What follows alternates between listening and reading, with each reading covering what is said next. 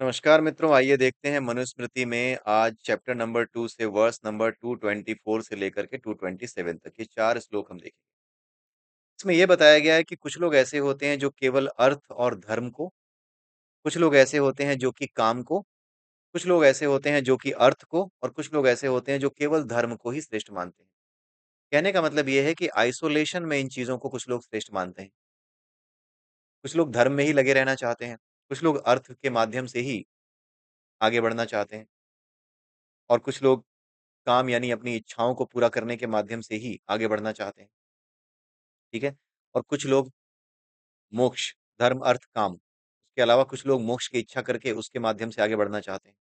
तो इनको अलग-अलग आइसोलेशन में देखते हुए आगे बढ़ने की इच्छा करना, ये गलत है, ये बताया जा रहा है। गलत तो नहीं है, ये सही नहीं है, ये आपका रास्ता थोड़ा लंबा कर देगी। ये इस मामले में सही नहीं है कि रास्ता थोड़ा लंबा कर देगी। तो क्योंकि देखिए, ये सभी आचरण, चाहे धर्म का आचरण हो, चाहे अर्थ का आचरण हो, चाहे काम का आचरण हो, ये सारा आचरण आपको निर्लिप्त भाव से करना होता है। यहाँ पे मतलब ये नहीं है कि धर्म का मतलब ये है कि पूरे दिन बस पूजा-पाठ में ही लगे रहें। धर्म का अगर आप काम कर रहे हैं, तो उसका लाभ समाज को मिलना चाहिए, निर्लिप्त भाव से। अर्थ यानी पैसा अगर आप कमा रहे हैं, धन का अर्जन आप कर रहे हैं, तो उसका लाभ भी समाज को मिलना चाहिए। निर्लिप्त भाव से आप काम करेंगे तभी ये होगा। आप धन कमाते हैं, धन को कमाने के बाद जितना आपको ज़रूरत है, उतना ही आपके पास रहता है, उसके अलावा जितना भी है, वो समाज के भले के काम में लग जाता है। या आप उसको इस तरीके से इन्वेस्ट कर देते हैं सो दैट कि आप और दूसरे लोगों का पेट भी भर सकें, दूसरों के लिए काम जनरेट कर सकें।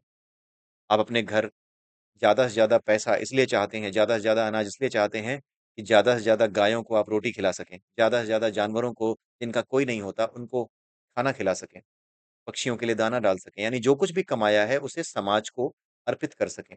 जो लिया है, उसे निर्लिप्त भाव से जिएँ, उसे लेकर के निर्लिप्त भाव से जिएँ, यानी जितना आपको चाहिए उतना लें और बाकी सारा का सारा क्या करें, वापस इस समाज को दे दें, ठीक है?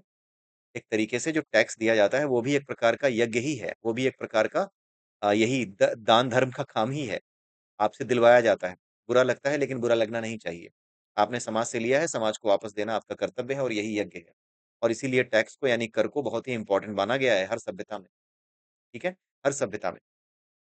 चाणक्य ने तो टैक्स को लेकर के बड़े ही कड़े-कड़े नियम बनाए थे, जो कि अर्थशास्त्र में उनके वर्णित हैं कि टैक्स किस तरीके से वसूला जाना चाहिए, ठीक है?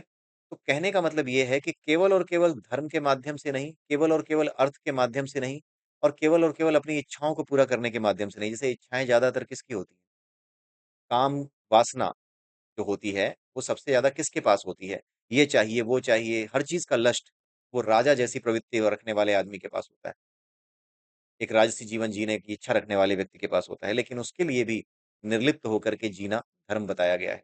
यानी राजा राजा तो बने, लेकिन उसे जो सुख-सुविधाएँ मिली हैं, वो ये ना समझे कि ये सुख-सुविधाएँ उसे भोगने के लिए मिली हैं। वो ये समझे कि ये सुख-सुविधाएँ उसे इसलिए मिली हैं ताकि वो प्रजा की भलाई का काम करते समय उसे ये ना सोचना पड़े कि दिन में सब्ज़ी क्या बनेगी, रात में सब्ज़ी क्या बनेगी, बच्चे की बीमारी है तो उसका क्या होगा, मेरे बच्चे कैसे पढ़ेंगे? ये सारी चिंताओं से मुक्त रह कर के वो इतना योग्य है कि इन सारी चिंताओं से मुक्त रह कर के अगर वो प्रजा के कल्याण के विषय में सोचेगा तो ज़्यादा बेहतर कर पाएगा। इसलिए वो सारे सुख-सुविधाएँ और सुरक्षा उसको प्रदान की जाती हैं। इसका मतलब ये नहीं है कि इन सुविधाओं को देख कर के, इन चीज़ों को देख के आप फूल जाएँ, ये रहा मैं, ये नहीं करना है। राजा को जितनी सुख-सुविधाएँ दी जाती हैं, वो केवल इसलिए दी जाती हैं ताकि वो अपना काम ढंग से कर सके बिना किसी चिंता के, राइट? हमें चिंता होती है शाम को भिंडी बनेगी कि शाम को करेला बनेगा। लेकिन राजा या फिर देश का प्रधानमंत्री हो, वो अगर ये सोचने लगे, उसकी चिंता में ये शामिल हो जाए कि शाम को भिंडी खाऊँगा कि करेला, रात को कहाँ सोऊँगा, तो फिर तो हो चुका काम, राइट? क्योंकि वो एक एसेट हो जाता है ऐसा व्यक्ति, राइट? इसी वजह से उसको सारी सुख-सुविधाएँ, सारी सुरक्षा उसको प्रदान की जाती है, ठीक है? तो जितने भी काम, काम वासना से जुड़े हुए, जो इच्छाओं वाले काम होते हैं कि मुझे राज्य करना है, मुझे लोगों की रक्षा करनी है या मुझे लोगों पर शासन करना है, तो फिर आपको निर्लिप्त भाव से शासन करना पड़ेगा। किसी अहंकार के साथ शासन नहीं करना है। शासन करने की इच्छा है, लेकिन आपको वो सारे अटैचमेंट के भाव छोड़ने पड़ेंगे। यही धर्म का मार्ग है, राइट? धर्म का मार्ग यही कहता है कि आप अटैच हुए बिना अपना काम करें, फिर चाहे जैसा भी काम करें। अगर आप अटैच हो गए, तो फिर तो आपको दिक्कत हो जाएगी। आपका एनर्जी कॉन्फ़िगरेशन जो आपका है ना, जो एनर्जी कॉन्फ़िगरेशन आपके भीतर है, आपकी चेतना का जो स्तर है, वो बदलता रहेगा। वो आपकी जो चेतना का स्तर है, वो आपको और नीचे गिराएगा। अगर आपके अंदर अहंकार आ गया, आपके अंदर अगर चार्जेस बनने लगे, अहंकार आने पे क्या होता है? चार्जेस बनते हैं आपके बॉडी के भीतर, आपके मन के भीतर क्या है? आपकी बॉडी के भीतर चार्जेस बनते हैं। आपका जो मनोमय कोश है उसमें चार्जेस इकट्ठे होने लगते हैं, इम्प्रिंट्स बनने लगते हैं। वो चार्जेस जो नेगेटिव चार्जेस हैं, भावनाओं के चार्जेस हैं, प्रवृत्तियों के चार्जेस हैं, वो इकट्ठे होने लगते हैं। आपकी प्रवृत्ति बनती जाती है लालच करना, दूसरों पर ज़ुल्म करना, ये प्रवृत्ति आपकी बनती जाती है। उसको आप इकट्ठा करते जाते हैं। जब आप उसको इकट्ठा करते जाते हैं, तो फिर जैसे ही ये शरीर छूटता है, फिर आपको एक अगले जीवन में वैसी ही प्रवृत्ति के अनुसार अगर आपने गंदी प्रवृत्ति रखी हुई है, बुरी प्रवृत्ति रखी है, तो जैसा शरीर आपके लिए उपयुक्त होगा, वैसा आपको फिर मिल जाएगा। फिर वहाँ से आपकी यात्रा फिर शुरू हो जाएगी, राइट? और इस तरीके से आप फँसते चले जाएँगे, राइट? इसीलिए निर्लिप्त भाव से सारे काम करने की शिक्षा को ही धर्म कहा जाता है। निर्लिप्त भाव से, निर्लिप्त होकर के कर्म करने को कहा जाता है। और इसीलिए यहाँ पर ये बताया गया है कि केवल धर्म से, केवल अर्थ से, केवल काम से नहीं, तीनों से धर्म, अर्थ और काम तीनों का आचरण करो। क्यों? क्योंकि जिसे धर्म का ज्ञान होगा, जो निर्लिप्त भाव से जिएगा, वो धर्म के लेवल पे काम करते हुए भी लोगों के लिए एक उदाहरण स्थापित करेगा। संसार का भला करेगा धर्म के नाम पर भी। जो अर्थ यानी पैसा कमा रहा होगा, अगर वो धर्म का आचरण करेगा, अर्थ का आचरण भी कर रहा है, राइट? पैसा कमा रहा है, पैसा भी अगर वो कमाने लगे, धर्म के आचरण करने के साथ-साथ पैसा भी कमाने लगे, राइट? तो उस केस में क्या होगा, वो अपने अर्थ के आचरण से समाज का भला कर रहा होगा, लोगों के लिए एक मिसाल बन रहा होगा। और अगर कोई काम का भी आचरण करता है, कुछ इच्छाएँ रखता है, कुछ हासिल करना चाहता है जीवन में और उसको भी निर्लिप्त भाव से हासिल करना चाहता है ताकि उसको हासिल करके वो समाज का भला कर सके, राइट? या समाज से जो कुछ लिया है, उसे समाज को सही से वापस कर सके। सामंजस्य में जी सके, इस प्रकृति के साथ सामंजस्य में जी सके, संसार के समस्त लोगों के साथ एक सामंजस्य में जी सके।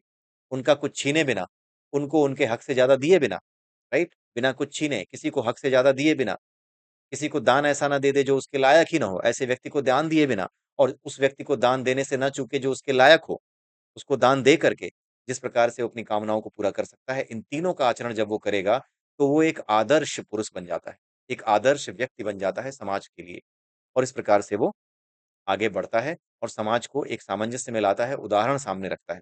ठीक है? तो इन तीनों का आचरण करने से भला होता है, यह धर्मशास्त्र की आज्ञा है। आचार्य जो होता है, वो ब्रह्मा की मूर्ति होता है। ब्रह्मा यानी सब कुछ बनाने वाला। जिस प्रकार से ब्रह्मा ने सब कुछ बनाया है, ब्रह्मा वो तत्व है जिससे ये सारी सृष्टि प्रकट हुई है। उसी तत्व को ब्रह्मा कहते हैं, उसी एलिमेंट को ब्रह्मा कहते हैं। ठीक है? कोई ऊपर बैठा हुआ नहीं है 4 सिर वाला, 5 मुख वाला, 4 मुख वाला, ना, कोई नहीं बैठा है, राइट? ये उनके स्वरूप को समझने के लिए बताया गया है। और क्योंकि ये एनर्जी वैसी है, इतने काम कर सकती है इसलिए उसके स्वरूप को ऐसा दिखाया गया है। ब्रह्मा जी के स्वरूप को वैसा दिखाया गया है ताकि आप उसे समझ सको उस तत्व को। ठीक है? तो जो आचार्य है, जिस प्रकार से ब्रह्मा ने सब कुछ बनाया उसी प्रकार से आचार्य भी आपके भीतर उन चीज़ों का निर्माण कर रहा है जिसकी वजह से, जिसके कारण, जिसका निर्माण होने के बाद आप इस प्रकृति के साथ एक सिंक्रोनाइज़ेशन में रह पाओगे जिसे यज्ञ कहते हैं, जिसे योग कहते हैं। और सिंक्रोनाइज़ेशन में रह पाओगे उसको योग कहते हैं, सिंक्रोनाइज़ेशन में रह कर के जब आप काम करोगे, उसको यज्ञ कहते हैं। ठीक है? तो जिस प्रकार से ब्रह्मा के द्वारा प्रकट हुई ये प्रकृति हमेशा यज्ञ कर रही है, भाई प्रकृति को थोड़ी सिखाना पड़ता है कि तुम ये सुबह तुम सूरज तुम सुबह उगना है, तुम आज क्यों नहीं उगे, ऐसा कहना पड़ता है क्या? ये प्रकृति अपने आप अपने सारे काम कर रही है। इस प्रकृति का हर कंपोनेंट देखिए तो सिंपल हार्मोनिक मोशन में है, उसको कुछ नहीं सिखाना पड़ता, निश्चित समय पे अपना काम हर एक एलिमेंट कर रहा है। उसी प्रकार से गुरु भी हमारे अंदर ऐसे परिवर्तन करता है कि हम प्रकृति के साथ ही सिंक्रोनाइज़ हो जाएँ, राइट? इसीलिए आचार्य जो है जो हमें सिखाता है वो ब्रह्मा की मूर्ति है। पिता जो है वो प्रजापति की मूर्ति है, जो हमें जन्म देता है। ठीक है? वो प्रजापति प्रजापति किसको कहा जाता है? जो सबके पिता हैं। ठीक है? वो प्रजापति की मूर्ति है। ठीक है? उसके बाद क्या है? माता पृथ्वी की मूर्ति है। जैसे पृथ्वी सबको धारण करती है, उसी प्रकार से माता भी हमारे हर अच्छे-बुरे स्वभाव को, हमारी हर अच्छी-बुरी आदत को धारण करती है। और बड़ा भाई जो होता है वो अपनी ही मूर्ति है, मतलब मैं और वो एक जैसे ही हैं। हम दोनों में कोई फ़र्क नहीं है, मुझ में और मेरे भाई में। इनसे दुखी होने पर भी क्योंकि ये हमारी ही मूर्तियाँ हैं, हमारे लिए आदरणीय हैं, इनसे अगर आप दुखी हो जाएँ, तो भी इनका अपमान ना करें और ब्राह्मण को यानी कि जो ब्रह्मचारी है और जो शिक्षा प्राप्त करने का, शिक्षा देने का काम करता है, उसको तो कभी इनका अपमान करना ही नहीं चाहिए। क्यों? क्योंकि ऐसा करके वो समाज के सामने एक गलत उदाहरण रख देगा। ठीक है? मनुष्य की उत्पत्ति और पालन आदि में माता-पिता जो दुःख सहते हैं, उसका बदला सैकड़ों वर्ष सेवा से भी नहीं हो सकता। बड़ी ही अच्छी बात लिखी है। ठीक है? कौन कहता है कि मनुस्मृति में सब बकवास लिखा हुआ है? क्या ये बातें जो आपको समझ में आ रही हैं, क्या कहीं से भी ये आपके चरित्र को ऊँचा बनाने के काम में नहीं आ सकती? मैं मानता हूँ कि निश्चित रूप से एक आध जगह पे ऐसी बातें लिखी हैं, जो थोड़ी कंट्रोवर्शियल हैं। थोड़ी क्या कुछ ऐसी हैं जो बहुत कंट्रोवर्शियल हैं, लेकिन उसके अलावा जो कुछ भी है, वो आपके चरित्र को गढ़ने के लिए, आपके चरित्र को उच्च बनाने के लिए काफ़ी हद तक बेहतरीन है, राइट? तो जो कुछ अच्छा है, उसे हम ले लेते हैं क्योंकि मनुस्मृति में जो कमियाँ थी उसको दूर करने के लिए याज्ञवल्क्य स्मृति तो पहले ही आ चुकी। आपने कोई अलग से काम नहीं किया है कि मनुस्मृति को आप आलोचना करते हैं इसकी, ना। मनुस्मृति की आलोचना बहुत पहले हो चुकी। याज्ञवल्क्य मुनि जो थे उन्होंने सीधे बता दिया था कि इसमें स्त्रियों के विषय में जो बातें लिखी गई हैं उसको थोड़ा सही करना पड़ेगा। क्लियर नहीं है कि मनु महाराज ने क्या कहा, ऐसा लग रहा है जैसे उन्होंने डिमीनिंग बातें कही हैं, तो याज्ञवल्क्य स्मृति में उन बातों को सही किया गया। राइट? तो ये पहले से होता आया है। तो आज के समय में ये जो राजनैतिक रूप से मनुस्मृति को जलाने या उसको जूते मारने इस तरह की बातें जो चलती हैं, ये मूर्खों द्वारा फैलाई जा रही, धूर्तों द्वारा फैलाई जा रही और मूर्खों द्वारा अपनाई जा रही बातें, और कुछ नहीं। ठीक है? कहीं से आपको लग रहा है, केवल अभी तक एक वीडियो ऐसा आया पिछला वीडियो जिसमें आपको देखने को पिछले का पिछला वीडियो जिसमें आपको देखने को मिला होगा कि कुछ बातें स्त्रियों को लेकर के बुरी तो नहीं कही गई, लेकिन स्त्रियों को कारण बता दिया गया कि वो दोष लगा देती हैं। उनको देख कर के मनुष्य भटक जाता है। भाई मनुष्य भटक जाता है तो मनुष्य की कमी है, स्त्री की कमी नहीं है, ठीक है? वो तो वहाँ रहेगी, वो क्या अपने आप को छुपा ले? राइट? वो नहीं छुपाएगी, राइट? वो अपने आप को छुपा ले क्या? वो एक सोबर तरीके से रह सकती है, अच्छे कपड़ों में रह सकती है, या जैसे भी चाहे वैसे रह सकती है आज के समय के हिसाब से बोलें तो, क्योंकि आजकल तो झगड़ा हो जाता है किसी को अगर कह दो कि हाँ भाई थोड़ा सोबर दिखो। इसलिए मैं इस पे कोई कमेंट नहीं करना चाहूँगा। लेकिन स्त्री जैसे चाहे वैसे रहे। असली दिक्कत किसकी है? आपकी है ना। अगर आपके दिमाग में किसी स्त्री को देख कर के गलत भाव आते हैं, तो गलती आपकी है, आपका मन आपके कंट्रोल में नहीं है। वो क्या पहनती हैं, क्या करती हैं, वो एक दूसरा मुद्दा है। असली मुद्दा तो ये है कि आप बहक गए। आप कैसे बहक गए? आपकी इंद्रियों का निग्रह आपके द्वारा क्यों नहीं हुआ? ये है मुख्य।